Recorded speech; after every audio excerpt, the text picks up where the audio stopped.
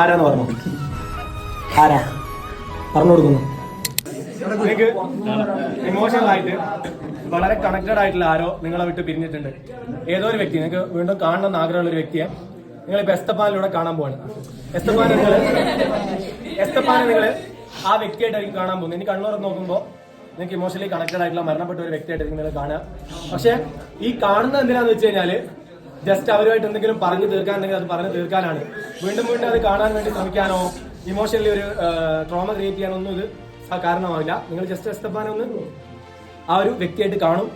സങ്കടം ഉണ്ടെങ്കിൽ പറഞ്ഞു തീർക്കും, സന്തോഷം ഉണ്ടെങ്കിൽ പറയും, ഷെയ്ക്കാൻ്റെ എടുക്കും, കെട്ടിപ്പിടിക്കാൻ നിൽക്കണ്ട, ഷെയ്ക്കാൻ്റെ കൊടുക്കും, സംസാരിക്കും.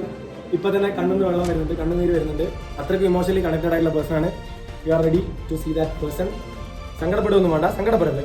ഇത് ആനന്ദത്തിന്റെ കണ്ണീരാണ് കേട്ടോ, സങ്കടത്തിന്റെ അല്ല, ആനന്ദത്തിന്റെ ആനന്ദ പ്രോഗ്രസ് മുന്നിലുണ്ട് കേട്ടോ. സാരില്ല, സങ്കടപ്പെടണ്ട, സംസാരിച്ചോ, സങ്കടപ്പെടണ്ട, സംസാരിച്ചോ. വാ, കൈ കൊടുത്തോ, കുഴപ്പമില്ല. ഫ്രണ്ട്സൊക്കെ ഉണ്ട് ഇവിടെ, ആരാന്ന് ചോദിക്കുന്നുണ്ട്. സങ്കടപ്പെടണം, കരയാതെ പറഞ്ഞു കൊടുക്കുക, അവർക്ക് സങ്കടമാവില്ലേ?